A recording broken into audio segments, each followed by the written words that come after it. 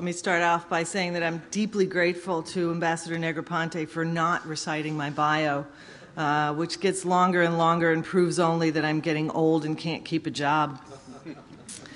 Good morning. I'm delighted to be here, back at one of the premier events of the year for those of us who care about Latin America and the Caribbean, the Council of the Americas Washington Conference. For me, it's an opportunity to see so many old friends, new colleagues, and the faces of a newly confident region focused on success. Thank you, John, for that introduction, and especially my thanks to Susan and Eric for allowing me to go ahead and speak ahead of a list of so many more distinguished speakers that you'll hear from today.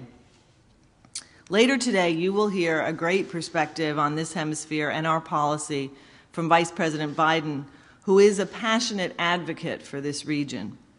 He'll bring to this forum a fresh and clear-eyed review of just how important the Western Hemisphere is to the United States and just how much is going on that should inspire all of us to even greater creativity and innovation. But I don't want to give away all the good stuff that he'll talk to you about later. Let me instead give you a couple of quick observations from President Obama's recent trip to the region and what I think they mean for all of us. It's no secret that the President's trip to Mexico and Costa Rica focused heavily on our economic relationship.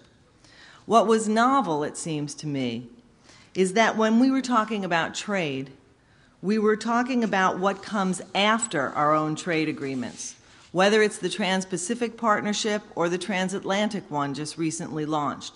Everyone wanted to be part of these next-generation trade agreements.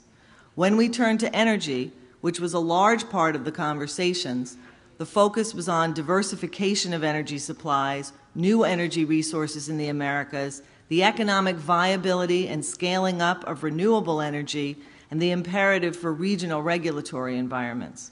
Let's face it, these kinds of forward-looking, globally responsible and responsive conversations were not what we were talking about 10 years ago.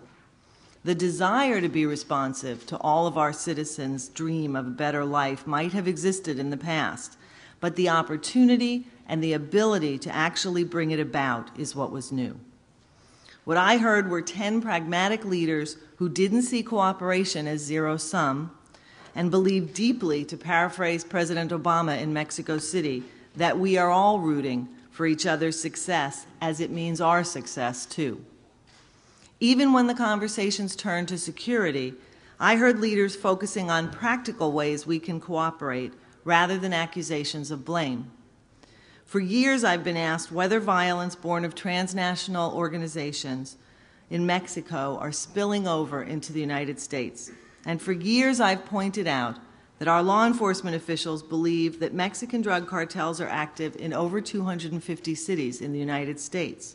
So what does spillover mean? How can that not matter to us? When President Obama was asked in Costa Rica, what have Americans sacrificed in this fight? He rightly pointed out that his hometown of Chicago had a record number of homicides last year, many of them linked to the drug trade. We are making progress against drug addiction and the crime and corruption it brings here in the United States, but too many of our young people are still dying from it. And so we make common cause with countries in our region in our shared responsibility to combat this plague, not because we don't want to fight it at home, but because it simply cannot be defeated by any one of us alone. Finally, I want to give a word on education and its role in taking full advantage of this moment of opportunity. There has been a great deal of talk about educating our young people for the 21st century, for the global marketplace, for a world where innovation and entrepreneurship win every time. And we know that to succeed in bringing still more people into the middle class and to satisfy the dreams of all those parents who have moved into the middle class in the past 15 years, we're talking about both quality of education and access to education. So how do we get there?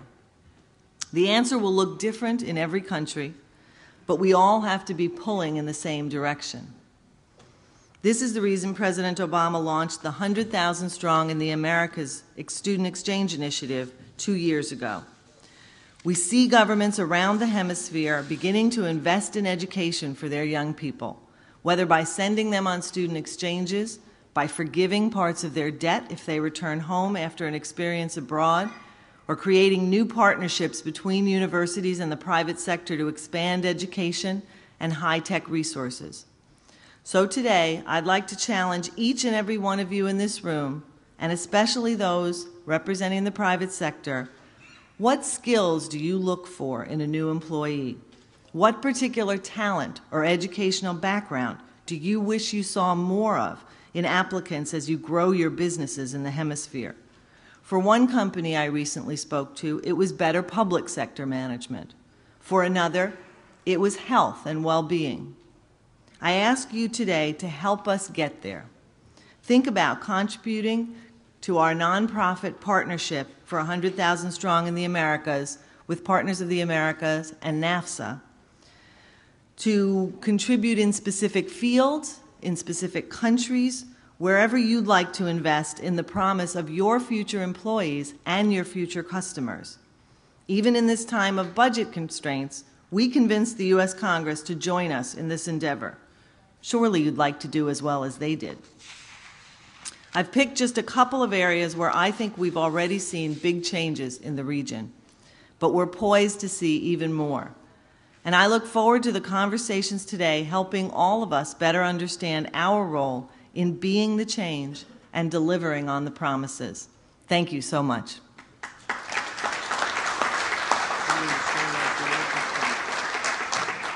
I think I made the fatal mistake of leaving enough time for questions. Yes, please. Any questions from the audience? If there aren't any, we can move on. Well, perhaps you could talk a little bit about the economic theme, since this was such a big emphasis, and we've had these new trade agreements go into force with Colombia and Panama. You've got the CAFTA, you've got Mexico. All the countries that the president met with are countries that have free trade arrangements with the United States. So what can we expect that's new in the free trade area going forward? Thank you, John. I appreciate that. I think there were two main themes on the economic side, specifically on trade, in the conversations on this trip. One was clearly the pace and breadth of Mexican reforms going on and how those would enable Mexico to really reach the full potential of NAFTA. The President spoke often about integration and about continuing the work that we began under NAFTA 20 years ago. And I think this is a particularly propitious time for those of us in North America to really concentrate even more in many ways on what comes next.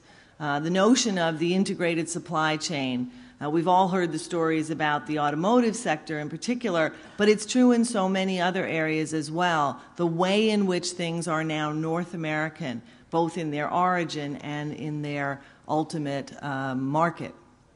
But the other thing that was interesting was a similar kind of conversation with Central American leaders and the Dominican Republic, in which leaders really looked at taking CAFTA and DR and making it CAFTA-DR and making it a platform for what comes next in integration, in regional action, and in connecting the Isthmus and the Dominican Republic to the global markets that they want to reach. There was, as I mentioned, a lot of conversation about the two big initiatives by the administration in its second term on trade. The Trans-Pacific Partnership and the desire of many in the hemisphere to be part of that. Obviously, although we already have 5 Western Hemisphere nations that are participating in TPP, Chile, Peru, Mexico, Canada, and the United States. But there was also a focus on the Transatlantic Initiative, the TTIP, and whether that would include the countries within NAFTA or could include them at the beginning.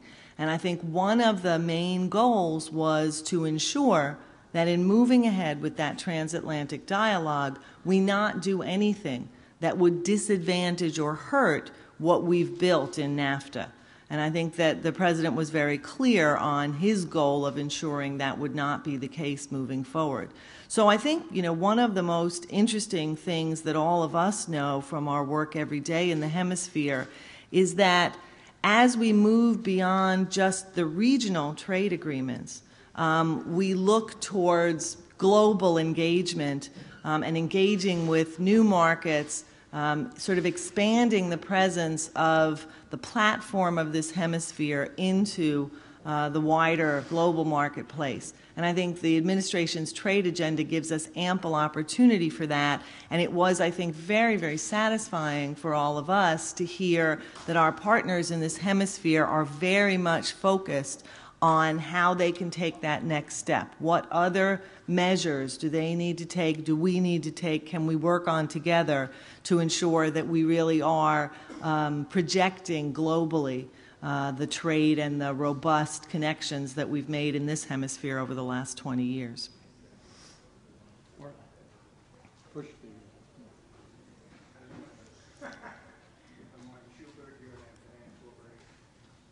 talk to us a bit about the U.S. policy now for Venezuela, post-Chavez, and now.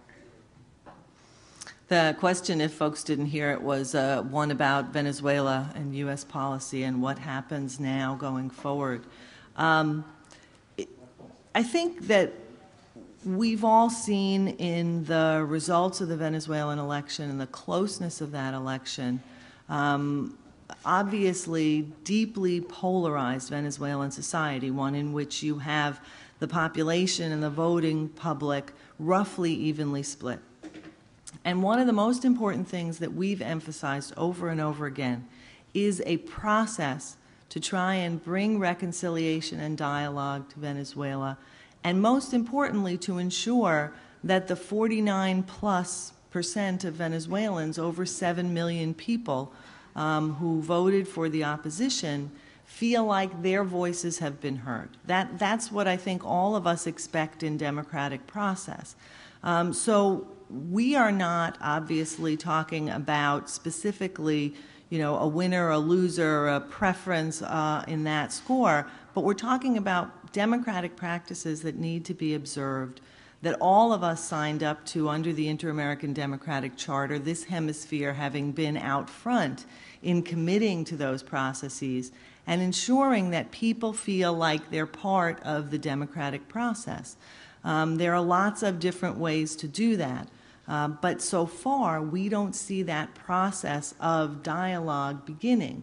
And that's something that we would clearly like to see in Venezuela. And obviously, we're talking with lots of our partners around the hemisphere to try and be able to do that. We've also said repeatedly that we would like a better, more productive, functional relationship with the Venezuelan government. And we look forward to having that relationship, but it takes both sides to be able to do that. I'm afraid we've run out of time, but we want to thank you for joining us this morning and for helping us kick off this very important conference. And good luck to you as you carry out your important mission in the months and years ahead. Thank you all.